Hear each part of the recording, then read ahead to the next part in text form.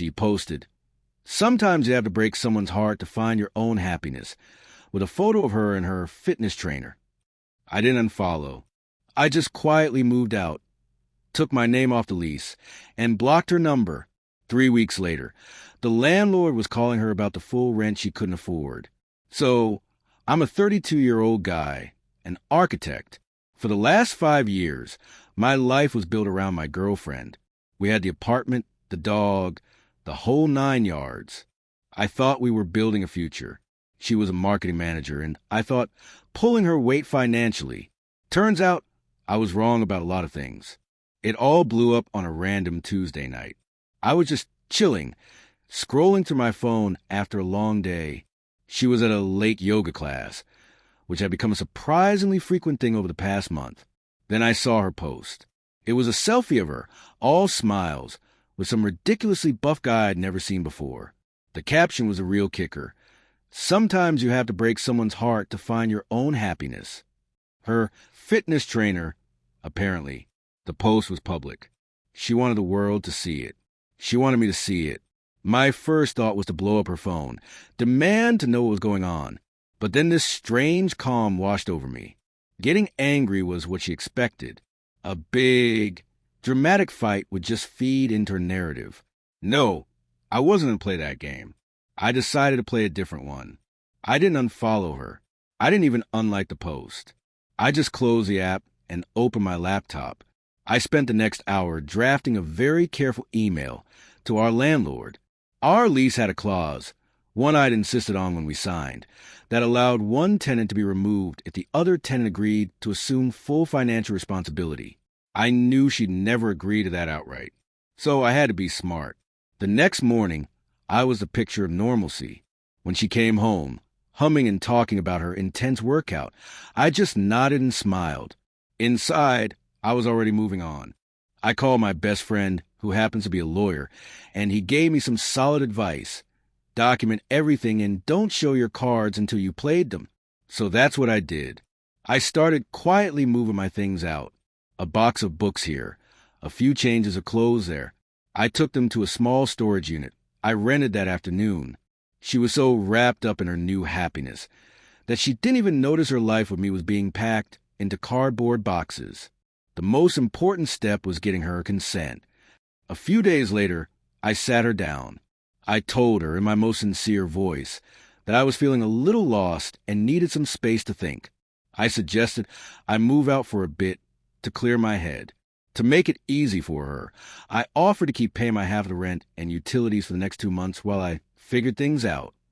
I could see the dollar signs flashing in her eyes. My money without my presence. It was the perfect deal for her. She could have her boy toy over whenever she wanted, all on my dime. "Of course," she said, putting on her best sympathetic face. "Take all the time you need."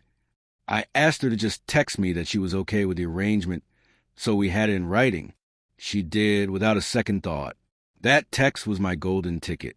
I forwarded the entire exchange to our landlord, Ms. Evans, along with my formal request be removed from the lease. I framed it as a mutual agreement. 3 days later, I got the email. My name was officially off the lease. My ex was now solely responsible for the full rent, starting the first of the following month. With that confirmation in hand, I executed the final phase. Over the next 2 days, while she was at work, I moved everything else. My furniture, my TV, my kitchen stuff. The last thing to go was our dog. I wasn't leaving him with her. I packed his bowls, his bed, and his favorite toys. When she asked where he was later, I told her I was watching him for a few days, so she wouldn't have to worry about him with her busy schedule. She barely protested. I moved into a new place across town. I got a new phone number. I transferred all my accounts. I created a complete and total firewall between my new life and my old one. Then I waited. Exactly 3 weeks went by. The first of the month arrived. The rent was due. My old phone, which I'd left in a drawer, started buzzing. It was a call from Ms. Evans. I ignored it. A few minutes later, an unknown number. Her. I ignored that too. Then came the texts. A flood of them. The landlord just called me. She says I owe the entire rent. What did you do? Where are you? Pick up the phone. You promised you would pay. This isn't funny. I don't have the money. The desperation was beautiful. She called my parents, my friends, anyone she could think of, but I'd already given them a heads up, so they all knew to block her number. The trainer dude even sent me a message on social media. Try to act tough, telling me to be a man and pay what you owe. I just screenshotted it and sent it back with a simple question. Are you paying her half now? He blocked me. A week of this silence from my end finally pushed her over the edge. She showed up at my office. She must have sweet-talked the receptionist because she got past security and was waiting for me by the elevators when I went to lunch. She looked frantic. Her hair was a mess, and her eyes were red from crying. Or maybe from lack of sleep. We need to talk, she said, her voice shaking with rage. I just looked at her calmly. There's nothing to talk about. You posted your decision online for everyone to see. I just accepted it. That post was a mistake. It didn't mean anything, she cried. I was just feeling insecure. Insecure? You look pretty happy to me. I replied, my voice flat, but that doesn't matter. What matters is that you made your choice, and I made mine. I'm not on the lease anymore. The apartment is your responsibility. This is when the real truth came out. The tears started flowing, real ones this time. I can't afford it, she wailed. I can't afford any of it. She confessed that she'd lost her job over a month ago. She had been fired for a poor performance and had been lying about it ever since. The late yoga classes and training sessions were just her way of filling the day. She had been using my half of the rent money to pay for her car, her credit cards, and to impress her new guy. She had absolutely no savings. My offer to pay for 2 months wasn't just a convenience for her. She had been banking on it to keep her afloat while she figured out what to do. She thought her confession would earn her sympathy. She thought I'd see her as a victim and rush in to save her. She grabbed my arm, her nails digging in. Please, she begged. You have to help me, just for a little while. I'll pay you back, I swear. You can't just leave me like this. I looked down at her hand on my arm, then back at her face. For a second, I almost felt a sliver of pity. But then I remembered the photo, the caption, the public humiliation. She hadn't cared about breaking my heart.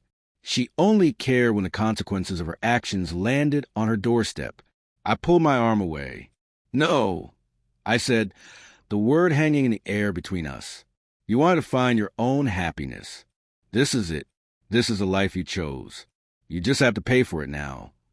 I turned and walked back into the office, leaving her standing there by the elevators, utterly defeated.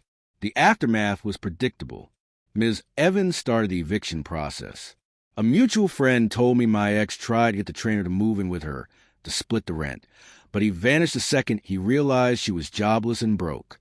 Her happiness was apparently conditional on her financial stability. The last I heard, she was serving eviction notice and had to move back in with her parents, leaving behind a trashed apartment and a mountain of debt. I'm doing better than ever. My new place is smaller, but it's all mine. The dog is happy. Life is quiet. Sometimes you have to let someone break your heart so you can find out what you're really worth.